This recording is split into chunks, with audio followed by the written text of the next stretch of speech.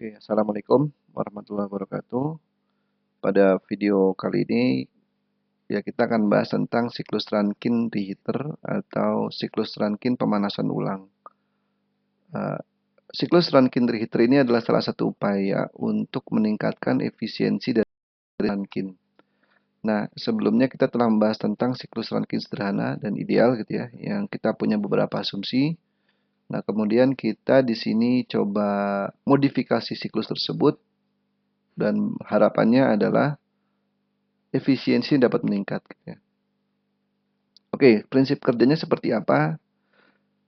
Ya, kita dapat lihat seperti dalam gambar ini. Gitu ya. Seperti yang saya sebutkan tadi, bahwa siklus Rankine reheater itu adalah salah satu cara untuk meningkatkan efisiensi dari siklus Rankine. Dalam siklus Rankine reheater bedanya adalah terdapat dua buah turbin, yaitu turbin tekanan tinggi dan turbin tekanan rendah.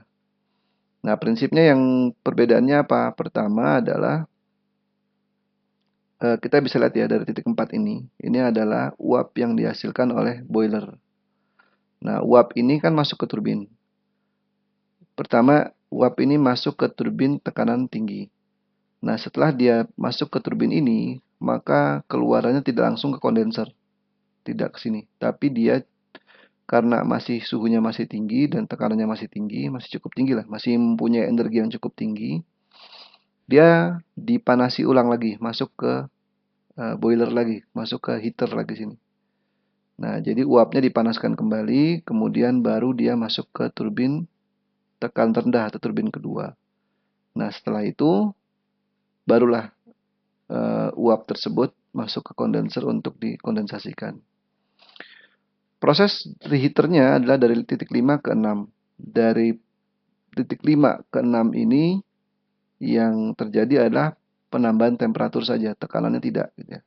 Karena tidak ada perangkat yang mengubah tekanan, baik itu meningkatkan tekanan seperti kompresor dan pompa, ataupun menurunkan tekanan seperti turbin dan katup ekspansi. Jadi hanya suhunya saja yang meningkat. Gitu ya.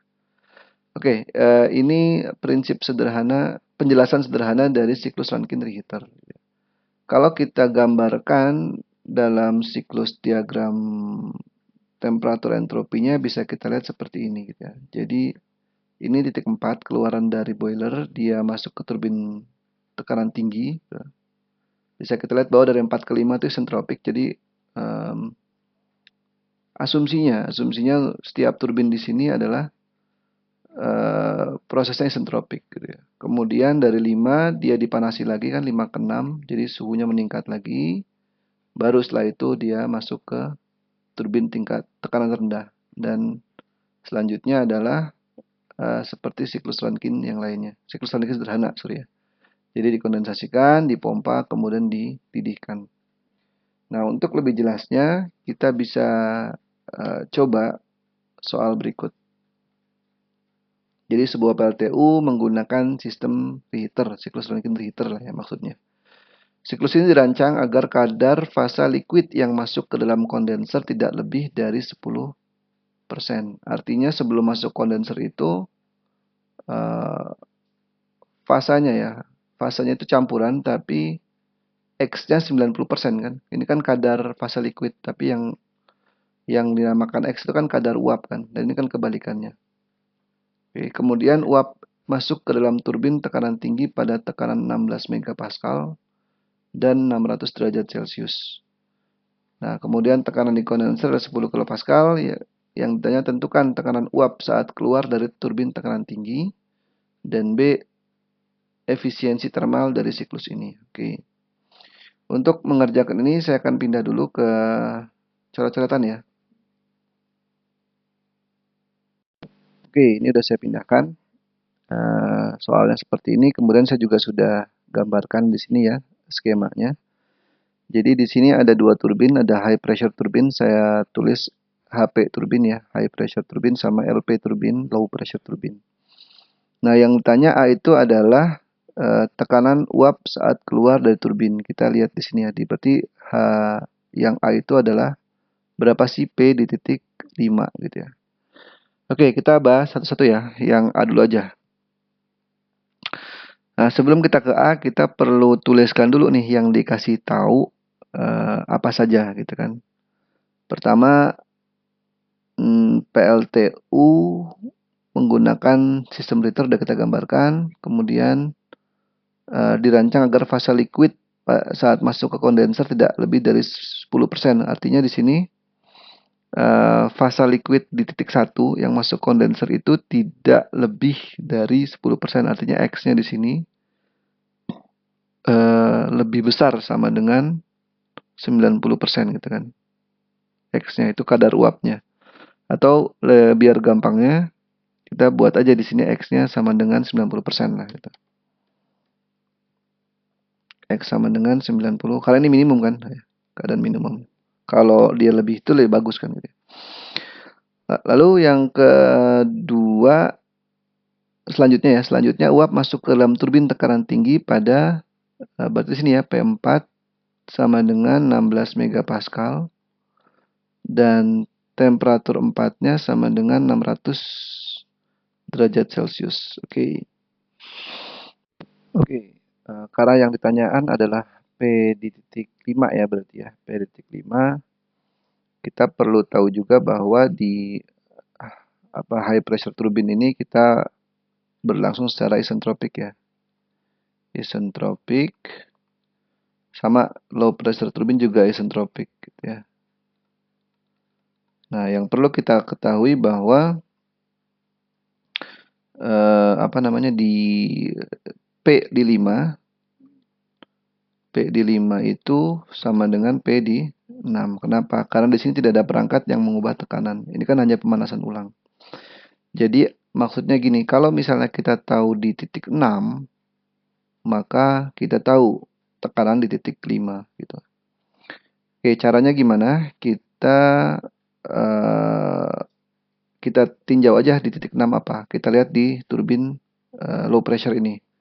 Sorry, ini ada satu tekanan lagi, satu informasi lagi ya bahwa di sini tekanannya adalah di sini ya kondenser ini ya. Kondenser ini tekanan 10 kilopascal gitu ya. Oke, dengan X sama dengan 90%. Berarti kan ini kondenser sama ya tekanannya dari 1 ke 2. Baik. Oke, saya akan mulai dari titik 1 aja ya. Jadi 1 ke 6 gitu ya. Jadi titik 1 dulu ya. Titik 1 itu kita tahu bahwa tekanannya adalah 10 kilopascal dan dan X-nya sama dengan 90% atau 0,9. Dari dua informasi ini kita tahu bahwa ini adalah saturasi campuran ya. Lagi saya tidak akan bahas bagaimana ini saya bisa menentukan saturasi campuran. Ini sudah kita bahas panjang lebar di video sebelumnya, video lainnya ya. Nah, kalau misalnya kita sudah tahu ini P1 ya X1 sekian dan sekian, maka kita bisa hitung H-nya adalah HF ditambah X HFG gitu ya. Yaitu saya nggak akan masukin angkanya, bisa dilihat langsung.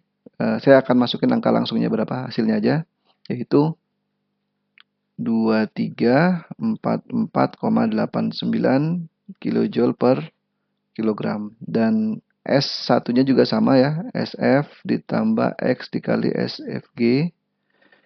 Kalau kita hitung dapat angkanya adalah 7,398 kilojoule per kilogram Kelvin. Oke.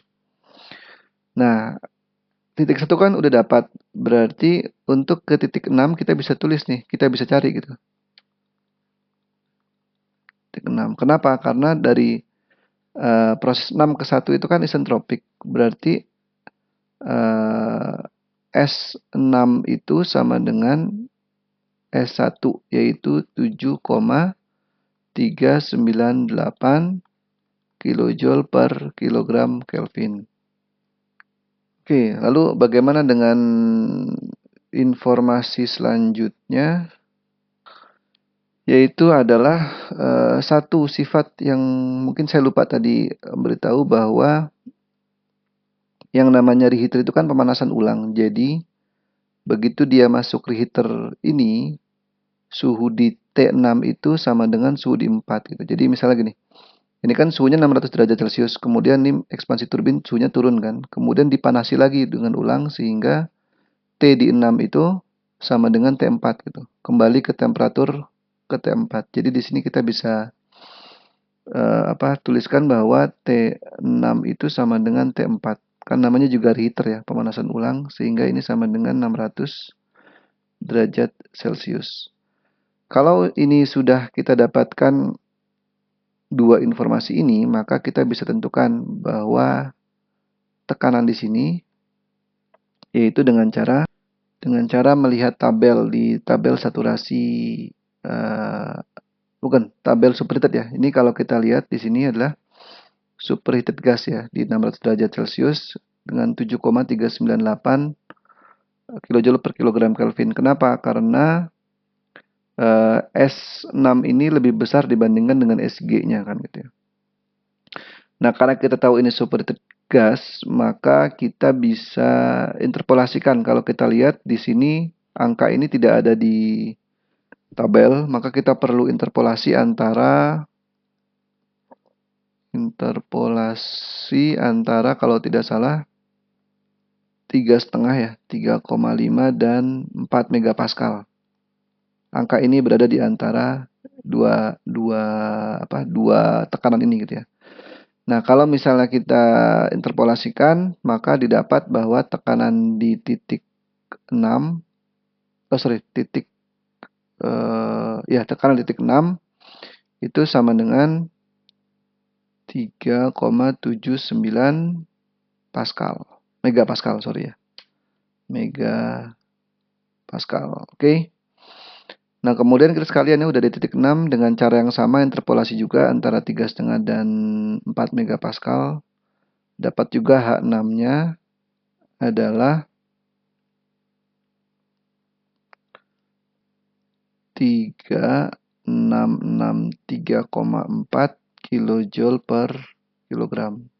Nah, ini kalau Anda tidak mengerti membaca tabel ini sulit sekali ya gitu ya. Coba ditonton lagi video tentang cara interpolasi seperti apa, cara menentukan properti sifat zat seperti apa gitu ya. Oke, kita lanjut ke titik 5. Sini ya. Saya masuk sini. Titik 5. Nah, ini yang ditanyakan di nomor A kan gitu ya. Nah, titik 5 itu P5 itu sama dengan P6. Kenapa? Karena di sini komponen di sini itu tidak mengubah tekanan, hanya pemanasan ulang. Jadi yang berubah adalah hanya temperaturnya. Sehingga dengan mudah kita dapatkan bahwa P5 sama dengan P6 yaitu 3,79 megapascal. Oke, jadi yang A udah terjawab ya ini. Oke, lanjut ke nomor yang B gitu ya. Yang B adalah mencari efisiensi. Sebelumnya saya coba turunkan dulu ya. Ini saya mau menurunkan rumus efisiensi. Oke, saya coba urak-urak di sini ya. Efisiensi itu kan W net gitu ya, dibagi Q in gitu ya. W netnya itu ada W high pressure turbine ditambah W low pressure turbine, ada dua kan, dikurangin W dari pompa dibagi dengan Q-nya. Q-in ada dua kan, Q boiler plus Q reheater gitu ya. Nah,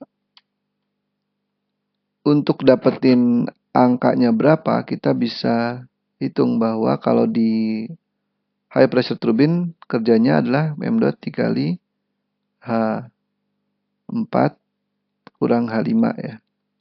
Ini kan H4 kurang H5 itu high pressure turbine. Ditambah low pressure turbine berarti 6 kurang 1 ya. M dot dikurang H6 dikurang H1 kemudian dikurang pompa, yaitu M dot dikali pompa itu berarti 3 kurang 2 ya. 3 kurang 2. Nah, dibagi dengan boiler yaitu M dot dikali boiler itu berarti 4 kurang 3. H4 kurang H3 ditambah M dot dikali reheater 5 kurang 6. Oh, reheater ya. Reheater berarti 6 kurang 5 ya. H6 dikurang H5. Kalau ada yang masih bingung ini dapat bagaimana, silakan pelajari kembali tentang kontrol volume ya, kontrol volume. Oke.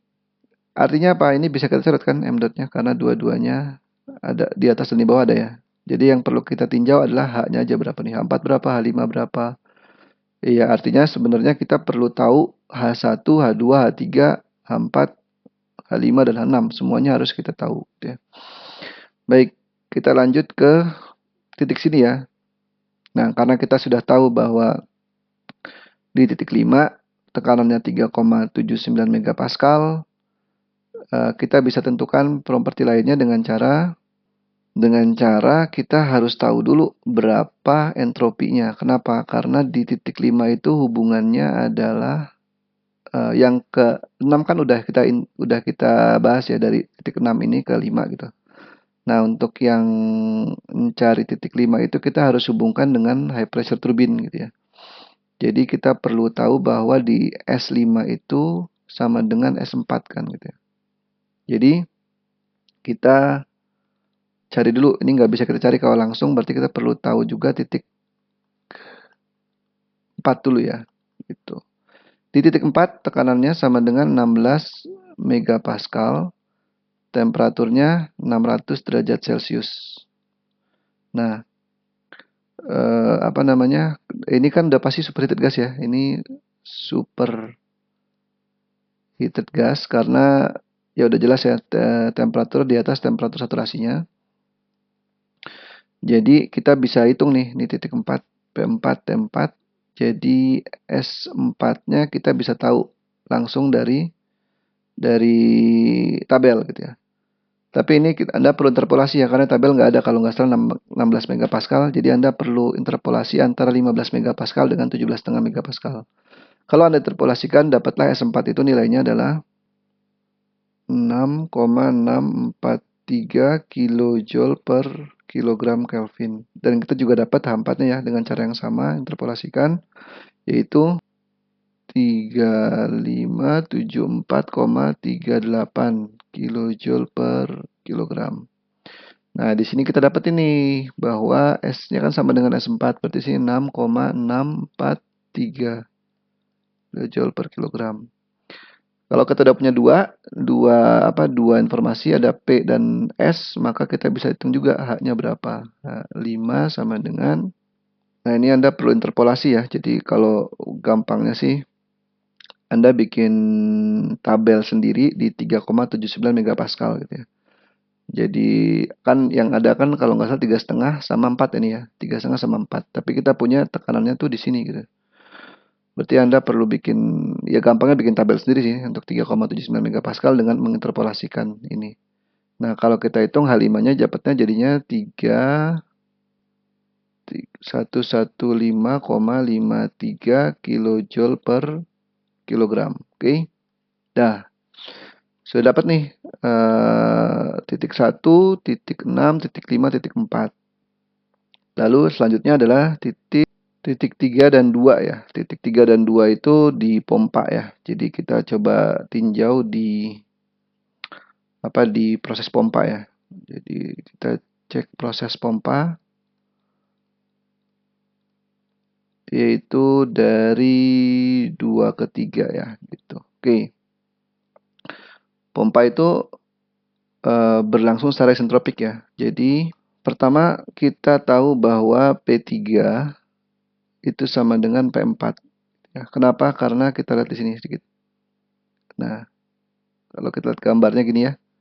Ini kan hanya proses boiling ya, tidak dia prosesnya isobarik kan kalau boiling itu. Jadi titik tekanan di 3 sama tekanan di 4 itu sama, yaitu 16 megapascal. Sedangkan P2 itu sama dengan P1 kan gitu ya.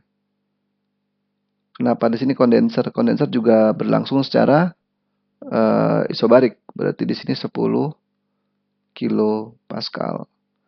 Oke, kita lanjut ke ini ya, saya turunkan dulu. Proses pompa isentropik itu, kita tahu bahwa W dot itu sama dengan M dot dikali volume spesifik dikali delta tekanannya kan gitu ya. Jadi kalau kita bisa bilang bahwa W kecil atau W dot per M dot gitu ya sama dengan H berapa nih? H3 dikurang H2 itu sama langsung aja ya di sini sama dengan V dikali delta P. Jadi W itu sama dengan volume spesifik di titik 1, kita bisa tahu kan bahwa volume jadi di titik 2 itu, di titik 2 ini saturasi cair kan gitu ya. Jadi ini delta P. Di titik 2 itu kan saturasi cair, maka kita bisa tahu bahwa volume spesifik ini adalah VF di titik 2, volume VF di titik 2 karena saturasi cair ya, dikali dengan delta P-nya. Delta P-nya itu kan 16.000 kan ya. 16.000 16 megapascal dikurang 10 gitu, 10 kilopascal. Nah, VF di titik 2, jadi VF di tekanan 10 kilopascal itu kan kira-kira 0,00110 ya, dikali ini berarti berapa? 15090 ya gitu ya. Sorry, 15.990 ya, sorry. Gitu ya. Nah, ini kalau kita hitung dapatlah W-nya itu W kecil ya. Kerja spesifik itu 16,15 kilojoule per kilogram. Oke. Nah, lagi kalau proses 2 ke 3 itu kan sentropik ya, jadi kita pakai gunakan ini. Nah, W di pompa itu, saya kesini ya. W pompa itu kan bisa dibilang juga H3 min H2 kan gitu ya. Berarti kalau kita tulis H2 berarti ini kan 16,15 kan W-nya ya. 16,15 kilojoule per kilogram. H3-nya bisa kita cari di sini. H2, kalau kita tahu H2 adalah tekanannya 10 kilopascal dan saturasi cair, maka H2 kan bisa kita cari, yaitu jadi H2 itu adalah HF ya. HF pada tekanan 10 kilopascal yaitu 191,8 kilojoule per kilogram. Sehingga H2 udah dapat ya. Ini H2 dapat, H3-nya juga bisa kita cari kan. 191,8, maka dapatlah H3-nya sama dengan 207,95 kilojoule per kilogram. Oke. Oke, jadi semua udah dapat ya. H3 udah tahu. H2 udah tahu juga. Ini saya kotakin H-nya ya. H4 tahu. H5 juga tahu. Kemudian H1 tahu. H6 juga tahu. Jadi semua H udah kita tahu. Tinggal kita masukin angka-angkanya ke sini gitu ya. Di sini ya. Jadi H4 berapa? H4 itu 3574,38. Sorry. Dikurang dulu ya. Dikurang H5. H5 itu 3115,53. Kemudian ditambah H6. H6 itu kita lihat di atas tadi ya. H6 itu 3663,4. 3663,4 dikurangin H1. H1-nya adalah ini ya, H1. Nih ya, 12344,89. 2344,89 dikurangin pompa H3, H3-nya kurang H2. Sebenarnya langsung aja si W ini ya. H3 kurang H2, tapi kalau mau lengkap ya 207,95 dikurangin 191,8 gitu ya. Ini saya batasin. Ini dibagi H4. H4-nya adalah 3574,38 dikurangin H3. H3 itu 207 ya. 0,95 ditambah H6.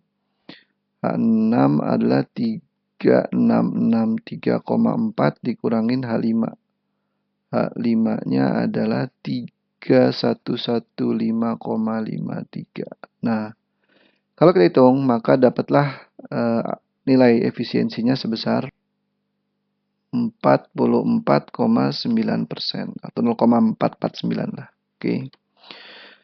Agak panjang memang pengerjaan siklus reheater ini, kemudian kita juga perlu tahu asumsinya, dan ini nggak bisa nih kalau hanya nonton video saja kita dapat ngerti ya. Ini harus ada hands-on writing-nya, hands-on practice-nya. Jadi coba Anda kerjakan ulang lagi seperti ini baru Anda ngerti. Oke, mungkin segitu pembahasan saya tentang siklus Rankine reheater. Silakan dicek lagi hitung-hitungan saya, mungkin ada yang salah gitu ya. Kurang lebihnya mohon maaf. Saya juga mohon maaf jika ada salah-salah kata. Assalamualaikum warahmatullahi wabarakatuh.